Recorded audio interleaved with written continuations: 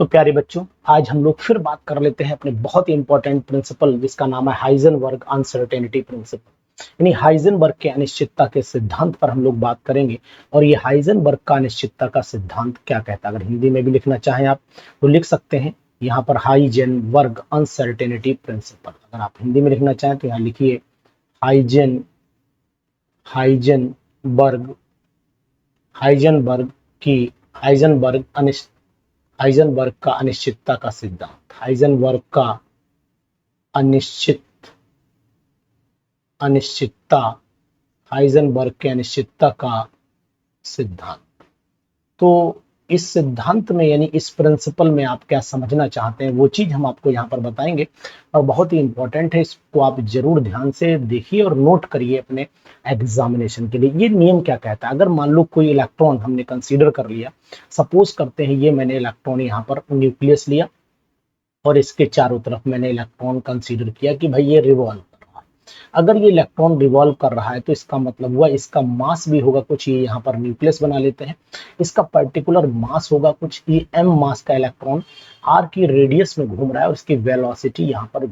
तो इसका कहने का मतलब हुआ कि किसी भी इलेक्ट्रॉन के जो होता है वो वेलोसिटी यानी मोमेंटम और पोजीशन एक साथ पता नहीं किए जा सकते हैं। यानी कि यहां पर अगर मैं लिखना चाहूं तो लिख सकता हूं it is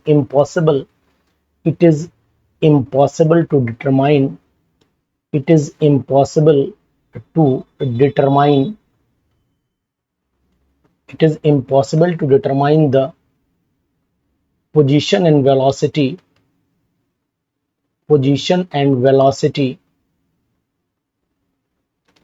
of an electron या फिर माइक्रोस्कोपिक पार्टिकल।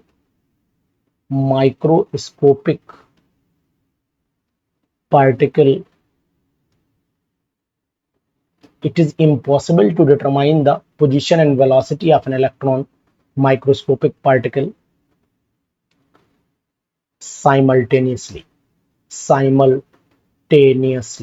यानी किसी भी इलेक्ट्रॉन की पोजीशन और वेलोसिटी को एक साथ हम लोग पता नहीं कर सकते हैं। अगर हम लोग वेलोसिटी पता करेंगे यानी मोमेंटम भी यहाँ पर लिख सकते हैं, कोई दिक्कत नहीं, यहाँ पर मोमेंटम भी लिखा जा सकता है। तो it is impossible to determine the position and momentum of an electron. Momentum लिखिए, मुझे लगता है ज्यादा बढ़िया रहेगा, हालांकि वही चीजें, तो यहाँ पर मैं मोमेंटम कर देता हूँ। Momentum, position and momentum of an electron simultaneously if we find या we calculate momentum, then there is uncertainty in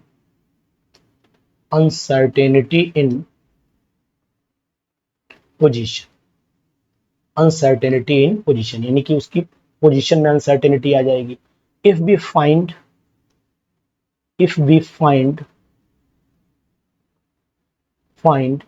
velocity, if we find position, क्योंकि वेलोसिटी कैलकुलेट कर चुके हैं, if we find position then there is uncertainty in velocity, उसके momentum या velocity में uncertainty आ जाएगी। कहने का तात्पर्य यह है कि किसी भी इलेक्ट्रॉन की वेलोसिटी और मोमेंटम दोनों एक साथ कैलकुलेट नहीं किए जा सकते हैं। अगर वेलोसिटी कैलकुलेट करेंगे तो फिर पोजीशन में अनसर्टेनिटी, अनिश्चितता आ जाएगी, और अगर आप पोजीशन पता करेंगे तो वेलोसिटी में अनिश्चितता आ जाएगी। दोनों चीजें एक साथ पता करना पॉसिबल नहीं है। इसके लिए उन्होंने एक फार्मूला भी बताया, जिस फार्मूले को बताया कि delta P into delta x is equal to greater than h upon 4 पाई।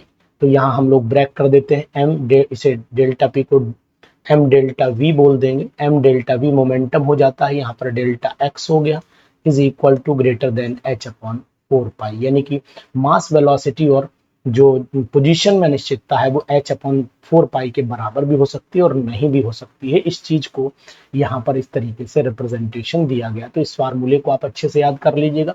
और ये 2 नंबर में एग्जामिनेशन में कहीं ना कहीं पूछा जाता है, कॉम्पिटिशन में भी पूछा जाता है कि हाइजेनबर्ग का अनसर्टेनिटी प्रिंसिपल क्या है। तो हाइजेनबर्ग के अनसर्टेनिटी प्रिंसिपल के अनुसार हम किसी भी इलेक्ट्रॉन की पोजीशन और वेलोसिटी एक साथ पता नहीं कर सकते हैं। इस बात को आप ध्यान रखिएगा, तो ये करिएगा। और इसके आगे भी मैं आपको कंटिन्यू करके बताऊंगा कि आखिरकार बहुत सारी चीजें कौन कौन सी और भी है, यानी क्वांटम नंबर किन्हें कहते हैं, इसको भी मैं आपको समझाने की कोशिश कर। तो वीडियो को देखिए, ध्यान से शेयर करिए और दोस्तों को जरूर सब्सक्राइब कर दीजिएगा, जिससे आपके पास चैप्टर की डिटेल पहुंचती रहे। Thank you.